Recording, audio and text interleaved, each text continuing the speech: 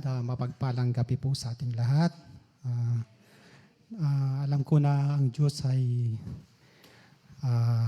nasa sa atin. Amen? Praise God. Dahil nung last week, kakabsat ko, di man may bagyo. Kaya hindi tayo natuloy dahil sa interruption ng power supply natin dito sa San Miguel.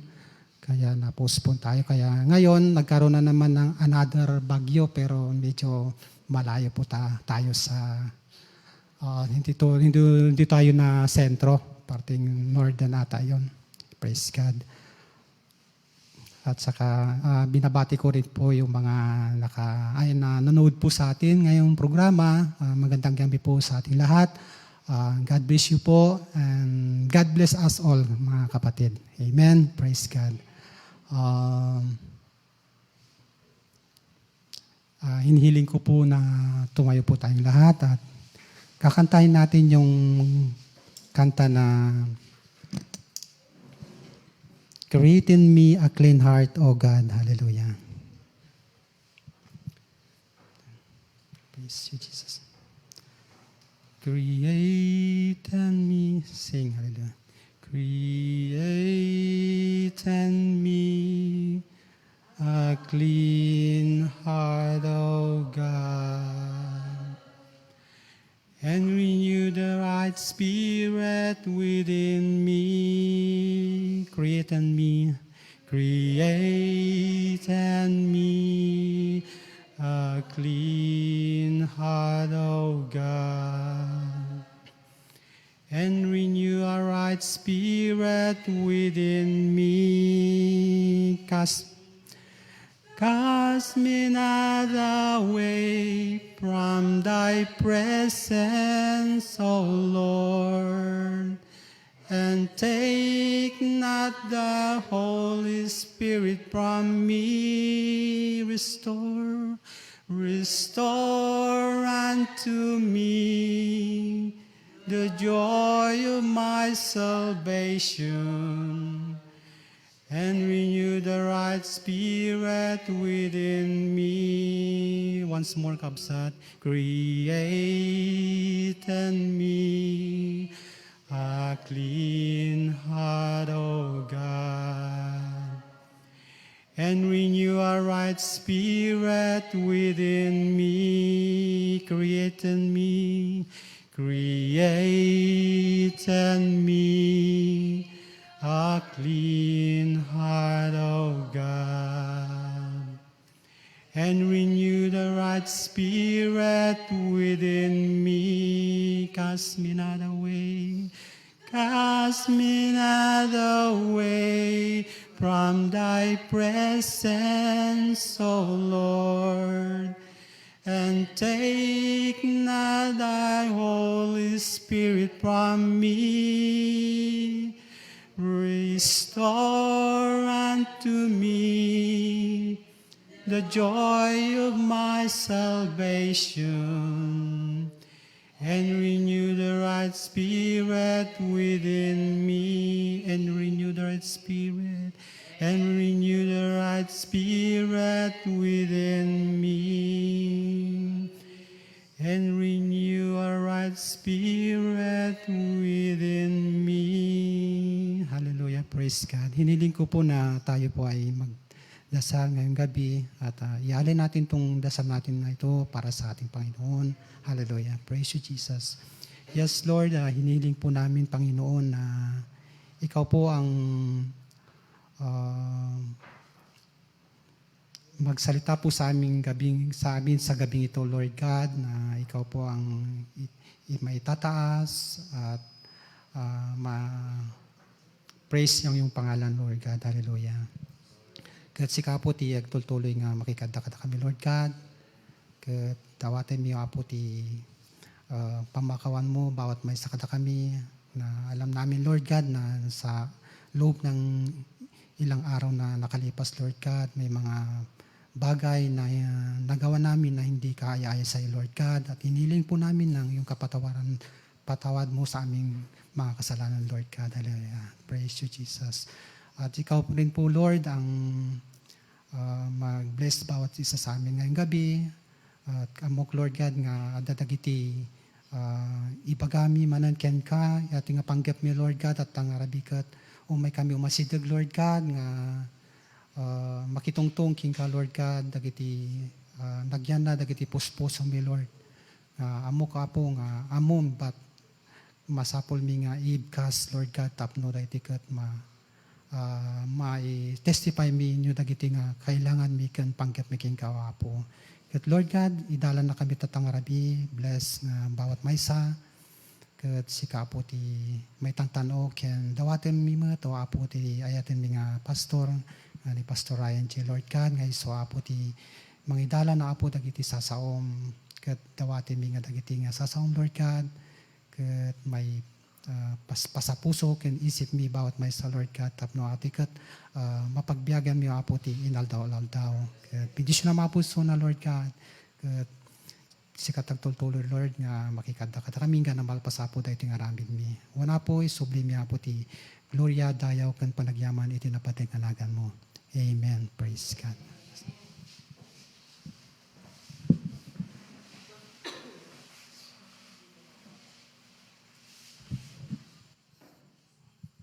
Yan, praise the Lord. Magandang gabi po sa bawat isa sa atin. Yan, salamat sa ating Panginoon Diyos dahil muli andito po tayo sa bahay sambahan ng ating Panginoon Diyos upang magkatipon-tipon dito, upang manalangin, magpuri, humiling sa ating Panginoon Diyos sa ating mga pangangailangan. At sa pagkakataon na ito, nais ko pong mag-testify ng konti para po sa kabutihan ng ating Panginoon Diyos sa aking buhay. Ayan, sa last Monday, yan, pauwi ako dito. Yan, yan nga po, may nasagasaan akong pusa. Kaya, pero salamat sa ating Panginoong Diyos, salamat sa ating Panginoon dahil andoon na hindi ako natumba. Tumatakbo ako ng mga 90. Tapos biglang tumawid yung pusa, natamaan ko, at bigla kong binoba yung paa ko, kaya itong daliri ng paa ko yung nadali. Pero salamat sa ating Panginoon Diyos dahil hindi ako natumba. Kung natumba ako, siguro mas grabe yung nangyari sa akin. Kaya nagpapasalamat ako sa Panginoon dahil sa kanyang pagprotekta, sa kanyang tulong sa akin, na hindi niya hinayaan na matumba ako. Although sabihin natin may damage, pero po, andun pa rin yung pagkilos ng ating Panginoon. Na nung naramdaman ko na yung paa ko ay sumadsad, pinagilid ko, tinignan ko yung kalahati ng daktal niya, yung tangan, yung kuko niya, na alis, na isadsad. Tapos yung hanak nakasapatos, tinikkat ko yung sapatos ko gamin. Yan, yan kasi ang nakasanayan ko ay pag-alis sa office, inalis ko yung sapatos ko kasi para pakiramdam ko, pagod na pagod ako kapag nakasapatos ako hanggang umaga hanggang gabi.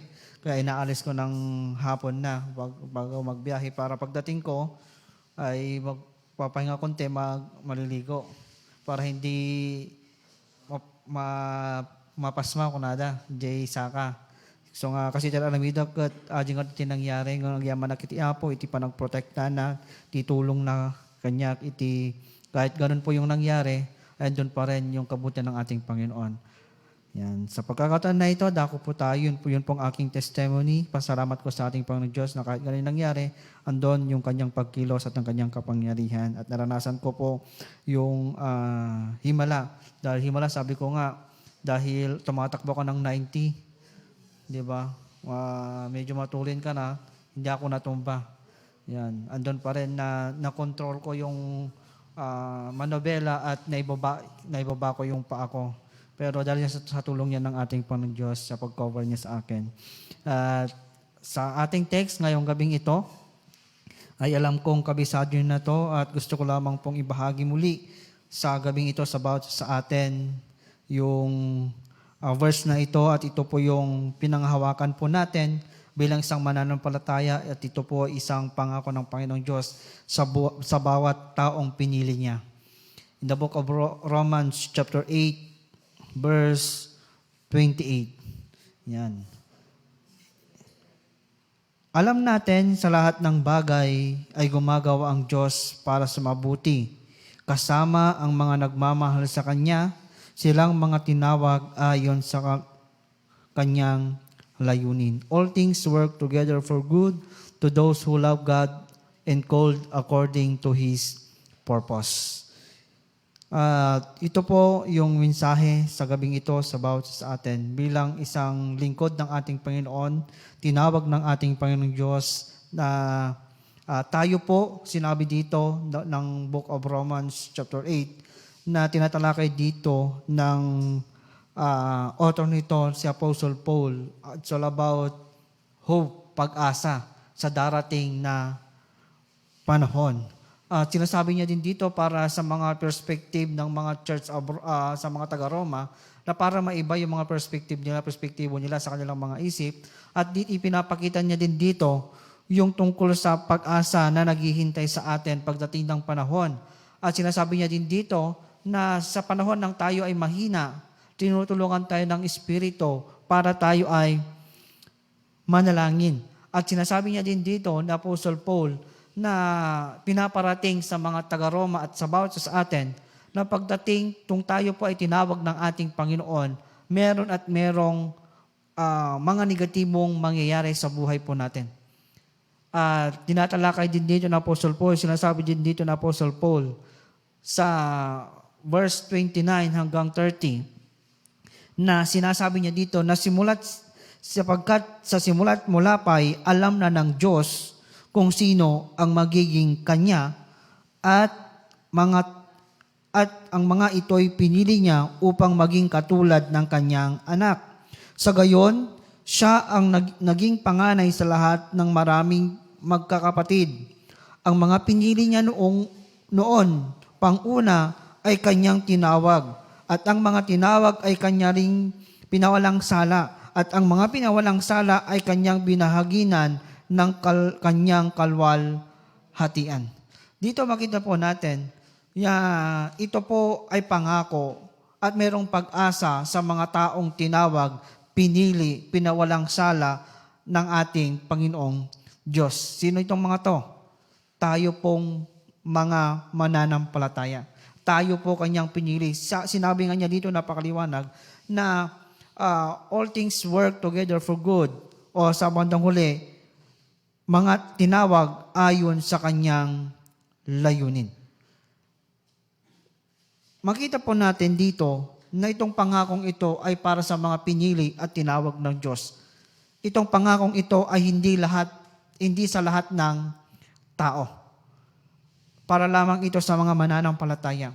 Na sinasabi ito ni Apostle Paul para maging encouragement sa mga taga-Roma na magpatuloy na kahit anuman ang mangyari, anuman yung mga maging sitwasyon, ang Panginoong Diyos ay patuloy na kumikilos sa kanilang mga buhay. Ganon din tayo. Tayo po ay tinawag, pinili ng Diyos. Sinasabi natin tinawag tayo, pinili tayo ng Diyos, tayo ay nanampalatay sa ating Panginoon.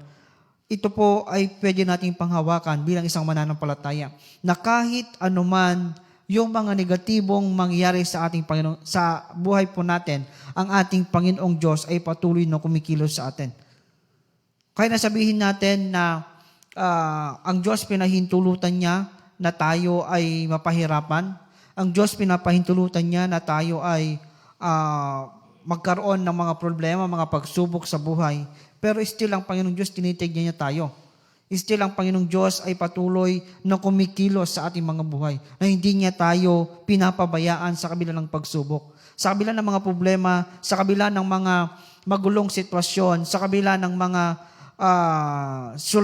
suliranin natin sa buhay, ay ang Diyos ay patuloy na gumagalaw sa buhay po natin. Kaya nasabihin natin na, may problema ako. May sakit ako. Lord, ano yung gagawin ko?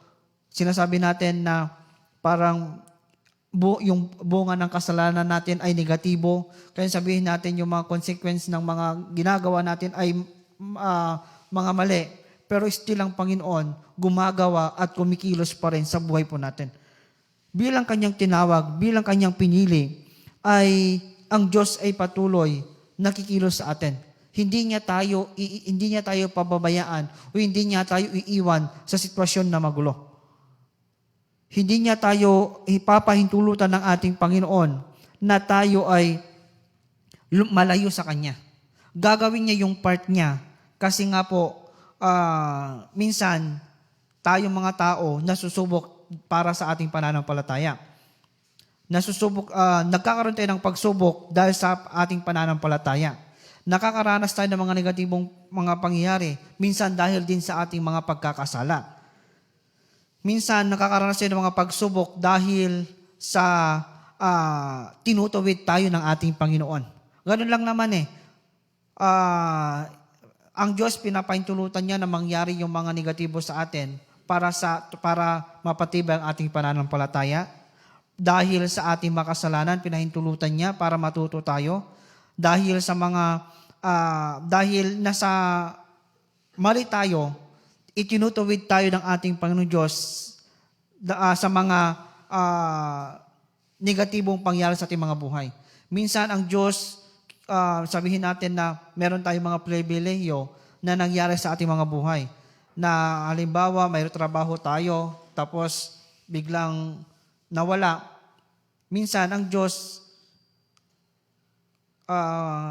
andun yung pagkilos ng ating Panginoon.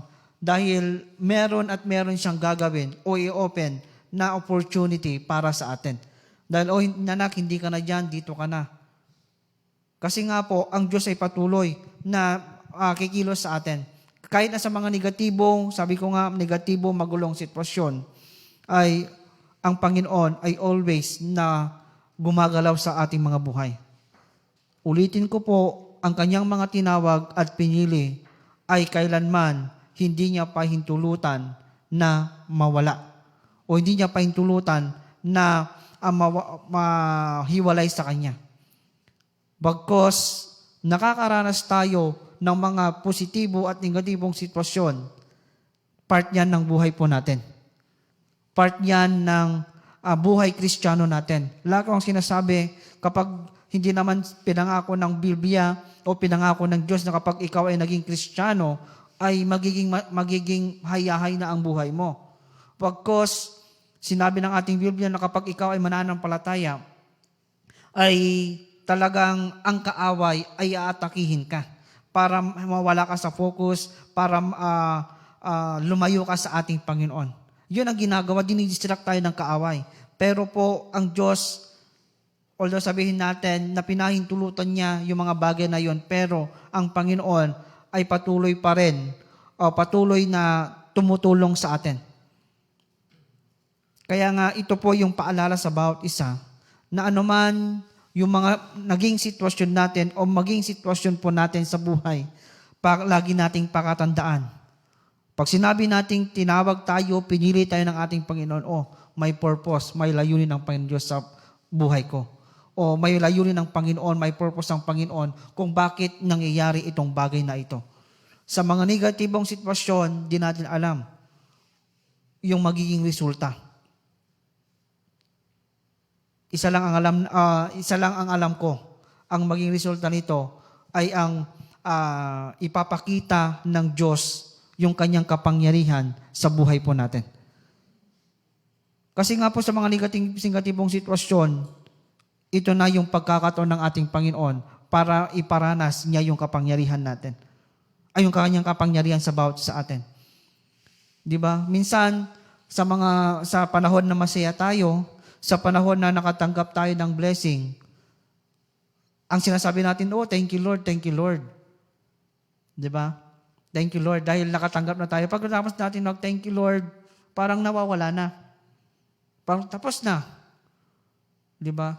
Pero pag sinabi natin nagkaroon tayo ng problema, pagsubok, pag kumilos ang Diyos sa buhay natin, masasabi natin, may testify natin. Ito yung lagi nating natatandaan na pinagaling ako ng Panginoon. Instant. Pinubay ng Panginoon yung kailangan ko instant. Yung parang sabihin natin yung miracle ng Panginoong Diyos ay naranasan natin. Ito yung minsan lagi nating naisip. Dahil kumilos ang Panginoon sa buhay ko. o tinulungan ako ng Diyos sa pagkakataon na ganito. Ito yung laging tumatatak sa ating mga isipan. Kaya nga po sa gabing ito, gusto ko lamang pong ipaalala sa bawat isa na all things work together for good sa buhay po natin.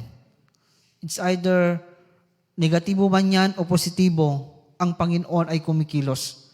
Ang Panginoon ay patuloy na magpaparanas ng kanyang kapangyarihan sa bawat isa sa atin. Tayo ay kanyang tinawag. Tayo ay kanyang pinili. Simula't mula pa, sabi niya ng ating Biblia in verse 29, alam niya na kung sino ang magiging kanya. At sabi niya, sapagkat mula't mula pa alam na ng Diyos kung sino ang magiging kanya at ang mga ito ay pinili niya upang maging katulad ng kanyang anak. Yun po yung gusto ng mangyari sa ating Panginoon, ng ating Panginoon, na sa panahon ng pagsubok, sa panahon ng mga problema, sa panahon ng mga sitwasyon po natin, ang purpose talaga ng ating Panginoon Diyos ay para maging katulad tayo ng kanyang anak. Papaano? Di ba? Dahil sa pagsubok, na tumitibay ang ating pananampalataya. Dahil sa mga pagsubok, sa mga nangyari sa ating mga buhay, ay andoon na napapalapit tayo sa ating Panginoong Diyos. At gusto ng ating Panginoon na tayo po ay maging katulad ng kanyang anak. At habang tayo ay lunglalakbay sa mundong ito, still ang Panginoong Diyos ang patuloy nakikilos at babago sa atin. Sa kahinaan natin, in verse 26, tinutulungan tayo ng Espiritu. Tinutulungan tayo ng Espiritu. Kaya nga sabi niya, verse 26, gayon naman, tinulungan tayo ng Espiritu sa ating kahinaan, sapagkat hindi tayo marunong manalangin ng nararapat, kaya't ang Espiritu ang namamagitan sa atin. Dumaraing ang sa paraang hindi natin kayang samitin. At ang Diyos na siyang nakakasaliksik ng puso ng tao, ang siyang nakakaalam kung ano ang kalooban ng Espiritu, sapagkat ang Espiritu ang namamagitan para sa atin ayon sa kalooban ng Diyos. Kaya nga, wala naman tayo talagang magagawa kung wala ang tulong ng Diyos. At ang kanyang Espiritu ang siyang tumutulong sa atin para makapanalangin tayo, para magawa natin ang kalooban ng Diyos sa atin. Kaya laging nananahan ang Espiritu ng Diyos sa atin at siyang ito yung nagtuturo sa bawat isa. Na sa panahon ng pagsubok, hindi naman natin maalala agad, di ba? Andiyan ang Espiritu na, pagsubok yan, diyan ka tatatag, pagsubok yan, diyan mo mararanasan ang pagkilos ng Panginoon, o pagsubok yan, negatibo yan, diyan mo makikita kung makikita kung gaano katatag ang iyong pananampalataya. Kaya nga sa gabing ito, anong dapat nating gawin? Sa panahon ng pagsubok, sa panahon ng mga tibang sitwasyon, tayo ay manalangin, tayo ay tinawag ng ating Panginoon, at tayo ay kanyang tutulungan sa panahon na tayo po'y nahihirapan.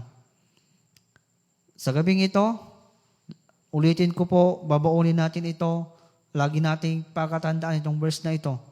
Napakaganda itong verse na ito, ito yung pangako na panghawakan natin na bilang kanyang anak, bilang kanyang pinili. Na kahit na anong sitwasyon ang mangyari sa atin, anuman yung mga maging mga darating na araw ng mga pagsubok sa atin, ay still mararanasan natin ang pagkilos ng Panginoong Diyos dahil may layunin ang Panginoon sa lahat ng ating mga pinagdaraanan. Yun po yung salita ng ating Panginoong Diyos na gusto kong i-remind sa bawat isa sa atin. In the book of Romans, chapter 8, verse 28. Pangako ng ating Panginoon, panghawakan natin ito at i-apply natin lagi sa ating mga buhay na, may plano ang Panginoon sa buhay ko. May gagawin ng Diyos sa buhay ko. Mararanasan ko muli ang pagkilos ng Panginoong Diyos sa buhay ko. Yun lagi ang lagi nating tatandaan. Sa panahon na tayo may pagsubok at nahihirapan, still God is good. In good times and bad times, ang Panginoon ay patuloy na maranasan po natin. Punta po tayo kung saan po tayo manalangin at tayo po'y dumulog, manalangin sa ating Panginoon Diyos sa gabing ito.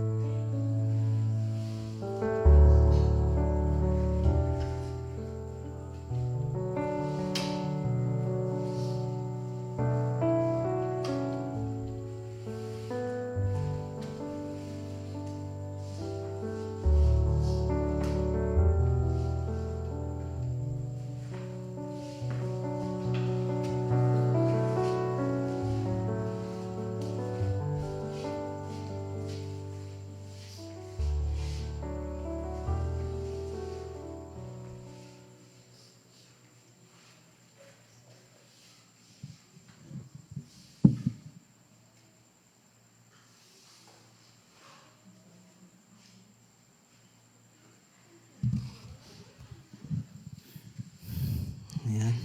Sa pagkakataon na ito, sino po yung mga may prayer request at sabay-sabay nating idulog, ipanalangin sa ating Panginoon.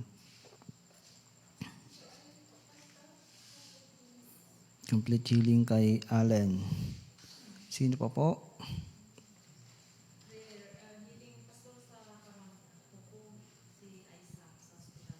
Aisa. Aisan. Yan, pag-pray po natin si Aisan, healing din.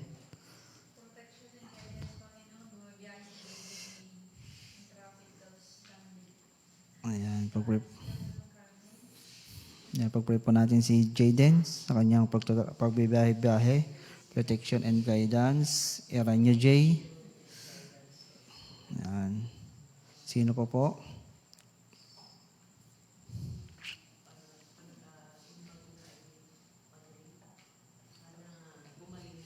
Sinante. Eranyo J, healing din. Protection and guidance and healing kay Eranyo. Ayan, kung wala na po, meron pa ba? Si Tyrone at si Vincent.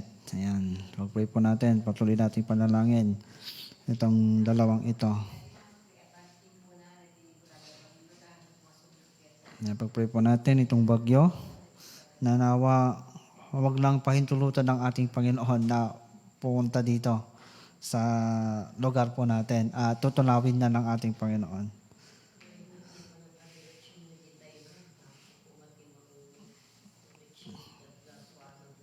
Yan, pag-pray po natin yung pupuntahan ng bagyo na andun yung proteksyon ng ating Panginoon Diyos sa mga lugar at yung mga tao doon. At nawa yun, dumating man, sana mahina na at tunawin na ng ating Panginoon. Nung wala na po, ibigay na po natin ang ating handog, ating kaloob sa ating Panginoon. At ibigay po natin ang ating mga kaloob sa ating Panginoon Diyos ng buong puso. At awitin natin, tayo ay magbigay at bigay po natin ito ng buong pasasalamat sa ating Panginoon.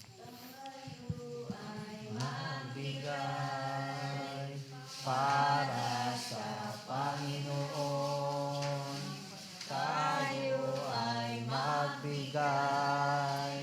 Para sa Panginoon, purihin ang Diyos. Pasalamatan siya na may kagalakan sa puso. Hallelujah. Tayo po'y manalangin. Ama naming Diyos, sa dakila sa oras pong ito, muli Panginoon, kami ay dumudulog sa iyong harapan at patuloy na nananampalataya sa iyo, Panginoon. Itinatas po namin yung mga tao, Panginoon Diyos, na nangailangan po ng panalangin ng iyong tulong, Panginoon. Tinatas po namin ang mga may karamdaman sa oras pong ito, si Eranio J., si Allen, Panginoong Diyos, si Aizen, Panginoon, sa iyong harapan, o sino man, Panginoong Diyos, na miyembro ng iglesyang ito na may nakaramdaman o miyembro po ng aming pamilya sa mga nanood online, Panginoon, kung mayroon man silang nararamdaman sa oras pong ito. Lord, lahat po sila, Panginoon, ay patuloy mong hipuin na yung mapagpalang kamay. Patuloy, Panginoong Diyos, na iparanas ang kumpletong kagalingan na nagmumula sa iyo. Sa pangalan ni Jesus, naniniwala po kami na sa oras pong ito, Panginoon, nararasan po na po nila ang iyong kapangyarihan na dadaloy sa kanilang mga pisikal na katawan. At manunumbalik, Panginoon, yung dating sigla, lakas ng kanilang mga pisikal na katawan, Panginoong Diyos. Salamat, Panginoon, sa iyong gagawin sa kanilang mga buhay. Salamat sa kagalingan ng ipagkakalob sa kanila. Salamat sa himala na patuloy na maranasan po nila, Panginoon. At tinatas din po namin si Tyrone at saka si Vincent sa iyong harapan, Panginoon. Alam po namin, Panginoong Diyos, na sa mga nagdaang buwan ay patuloy nilang nararanasan ang iyong kapangyarihan. Kaya sa pagkakataon na ito, Panginoong Diyos, muli itinatas po namin sila sa harapan na patuloy na iparanas mo po ang iyong kapangyarihan sa kanila. Patuloy, Panginoong Diyos, na kumilos ka sa kanilang mga pisikal na katawan at nawa, Panginoon, mas mapabilis ang kanilang pag-recover, Panginoon. At naniniwala po kami, Panginoon, na walang bagay na imposible sa iyo, walang bagay na mahirap sa iyo, Panginoon. At patuloy, Panginoong Diyos, na maranasan po nila ang iyong kapangyarihan. Salamat, Panginoong Diyos, dahil alam po namin na sa lalong madaling panahon, gagaling po sila at manunumbalik ang dating sigla din po nila, Panginoon. At sa oras din ito, Panginoong Diyos, itinatas po namin si Jayden sa iyong harapan, sa kanyang mga pagtatravel, Panginoon. Si Eranio J, Panginoong Diyos, sila, Panginoon, na nangailangan ng protection mo, ng iyong guidance, Panginoon. Lord, patuloy mo silang tulungan, palakasin, Panginoong Diyos, sa kanilang mga ginagawa, sa kanilang mga pinupuntahan. Alam po namin, Panginoon, na itong mga anak mong ito ay patuloy mong tutulungan at patuloy, Panginoong Diyos, na pagpapalain ang kanilang mga physical na katawan, sa kanilang protection, Panginoong Diyos, sa kanilang mga ginagawa, Panginoon. Alam po namin na ang iyong pagkilos ang siyang patuloy na maranasan po nila. Alam po namin, Panginoon, na kahit na malayo man sila sa amin, alam po namin na ang panalangin po namin ay hindi malayo at patuloy mong ipaparanas po sa kanila ang aming mga hiling sa iyo, Panginoon. Hindi lamang sila, Panginoong Diyos, sa mga miyembro po din ng aming pamilya o miyembro ng church na ito na sa ibang lugar, na sa ibang bansa, na saan man sulok man sila, Panginoong Diyos, dalangin din po namin ng iyong pagproprotekta, ang kalakasan, ang kagalingan, Panginoong Diyos, ang patuloy mong pagkilos sa kanila na kahit malayo man sila sa amin, alam po namin, Panginoon, na ikaw pa rin ang patuloy na tutulong at kikilos sa kanila. Ano man, Panginoong Diyos, ang kanilang ginagawa, nagtatrabaho man sila, Panginoon, o ano man, Panginoong Diyos, Lord, dalangin po namin na patuloy mong pagpalain sa lahat po ng aspeto ng kanilang mga buhay, lalong-lalo, Panginoong Diyos, ang kanilang spiritual, Panginoon. Huwag mo pong hayaan nawa na sila ay mapalayo sa iyo. Lagi mong i-remind sa kanila, Panginoon, kung sino ka sa kanilang mga buhay, ano yung ginagawa mo sa kanilang mga buhay, at nawa, Panginoong Diyos, mas tumibay pa ang kanilang pananampalataya sa iyo at maayos po nila yung pagkipagrelasyon sa iyo, Panginoon. Dalangin po namin, Panginoong Diyos, na hayaan mo po ng iyong Banal na Espiritu ang siyang patuloy na mag-convict sa kanila, Panginoon, na mas lalo pa silang manampalataya, mas lalo po nilang patibayin ang kanilang pakipagrelasyon sa iyo, Panginoon. At kami mga nandirito, Panginoong Diyos, at mga anak mo sa lugar na ito, mula sa sa pinakabata hanggang sa pinakamatanda, ay patuloy, Panginoon, na kumilos ka sa aming mga buhay. Patuloy, Panginoong Diyos, na iparanas mo po ang mga himala sa buhay po namin. Sa lahat din po ng aspeto ng aming mga buhay, pagpalain mo po hanggang sa aming mga espiritual na buhay, Panginoon. Ganon din po nawa ang iyong gawin na nawa. Sa lahat po, Panginoong Diyos, ng aming ginagawa ay makabigyan ka po namin ng kaluguran, kalwalhatian at patuloy ng patibayan ng aming pananampalataya at patuloy, Panginoong Diyos, na i-remind po sa amin na kung bakit kami nabubuhay pa rin sa mundong ito dahil na may purpose ka pa, may plano ka pa sa aming mga buhay. Hayaan mo po, Panginoong Diyos, na sa mga sitwasyon po namin ay makita po namin kung sino ka sa aming mga buhay. Sa panahon ng pagsubok, maranasan ka po namin at makita po namin na ang patuloy na yung pagkilos, ang yung patuloy na pagpapakita ng yung kapangyarihan sa buhay po namin, Panginoon. Sa panahon ng mga pagsubok, Panginoong Diyos, sa panahon na ito ay mas mapatibay ang aming pananampalataya at patuloy, Panginoon, na panghawakan po namin ang iyong mga pangako. At patuloy, Panginoon, nawa sa oras pong ito, sa lahat po ng iyong mga anak sa lugar na ito, ay patuloy na ang maranasan ang iyong pagpapala sa buhay ng bawat isa at makita po namin yung pag-asa namin, Panginoong Diyos, darating na panahon dahil kami yung pinili at yung itinawag. Sa oras ding ito, Panginoong Diyos, itinatas po namin ang bagyo, Panginoon. Lord, alam mo po, Panginoong Diyos, sa panahon ng bagyo ay ang mga tao ay minsan nagsasuffer, Panginoon. Dalangin po namin na yung bagyong ito, Panginoong Diyos, ay ikaw ang siyang mag-control nito. Naniniwala po kami, Panginoon, na ikaw po, Panginoong Diyos, ay may kakayanan na mangwasak ito, Panginoong Diyos. Lord, dalangin po namin na wasakin mo na ito, rosawin mo na ito, Panginoong Diyos, habang sa mga pupuntahan, Panginoon Diyos, ng bagyo, Panginoon, ay protektahan mo po ang bawat anak mo, bawat tao roon, ang mga lugar, Panginoong Diyos. Alam po namin, Panginoon, na ikaw ang patuloy na kikilos din sa mga lugar, Panginoong Diyos, ng daraanan ng bagyo, Panginoon. Pero naniwala po kami, Panginoong Diyos, na kahit dumating man yun, Panginoon, ay patuloy, Panginoon, na maranasan pa rin namin ang iyong kapangyarihan, ang iyong pagkilos sa buhay po namin. Alam po namin, Panginoong Diyos, na ang iyong kagustuhan, ang iyong plano, Panginoong Diyos, pa rin ang siyang masusunod sa buhay at sa aming mundo, Panginoong Diyos. Sa oras ding ito, Panginoon, ang gagawin na lang po namin, Panginoong Diyos, ay magtitiwala sa iyo at mananangan sa iyong pangako at sa iyong kapangyarihan sa buhay po ng bawat isa. At sa oras ding ito, Panginoon, tinatas po namin ang aming church, Panginoong Diyos. Alam mo po, ang mga pangangailangan ng church po namin. Sa mga church project po namin, may mga projects pa po kami, Panginoon, hindi pa tapos. Lord, provide mo po ang pangangailangan ng church na ito upang mas mapaganda, mas mapatibay, Panginoon Diyos, ang church building, mas mapaganda, Panginoon Diyos, ang flow po namin sa mga pagtitipon sa mga services po namin, Panginoong Diyos. Lord, gamitin mo po ang iyong mga anak sa lugar na ito upang may provide ang aming mga pangangailangan para may provide ang pangangailangan ng aming church, Panginoong Diyos, at pagpapalahin mo po ang buhay ng bawat isa sa amin, Panginoon.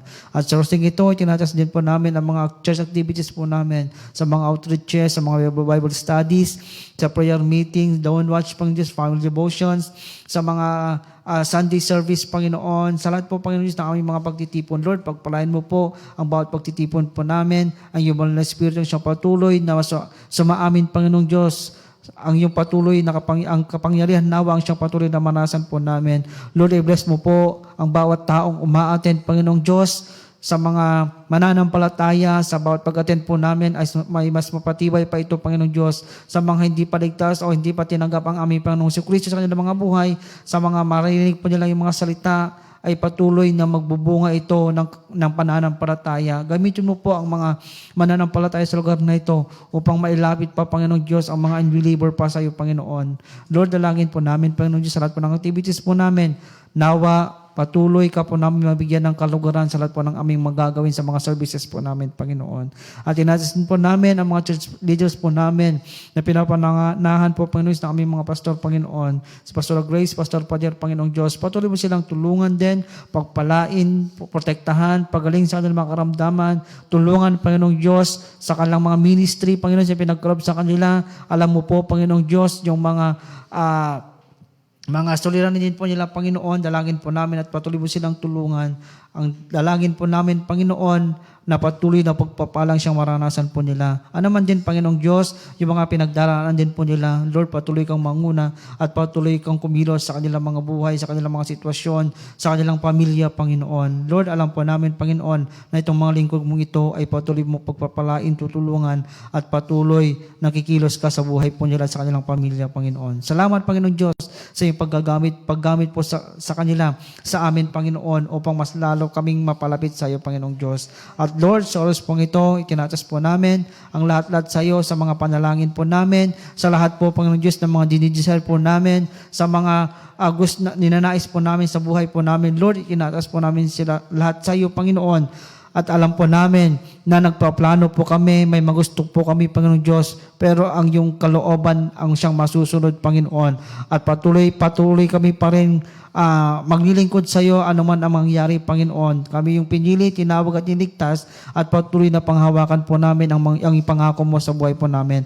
Na all things work together for good, Panginoong Diyos, sa buhay po namin dahil ikaw ay mahal po namin at mahal mo din po kami, Panginoon, bilang yung mga anak. Salamat, Panginoon, sa gabing ito. Patuloy po kami protektahan, tulungan, pagkaingatan at patuloy na bigyan ng kapahingahan, Panginoon Diyos, sa aming pamamahinga mamaya. At alam po namin, ma-enjoy po namin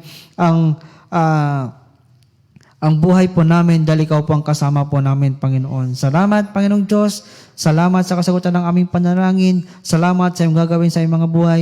Salamat sa himalang igagawin mo muli sa buhay po namin, Panginoon. Salamat, Panginoong Diyos, at sa mga official na sinalikom, dalangin po namin, Panginoon, sa pagparaan mo ito na magagamit po sa kalalawak na iyong gawain.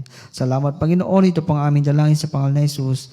Amen and Amen. Magandang gabi po sa bawat isa sa atin.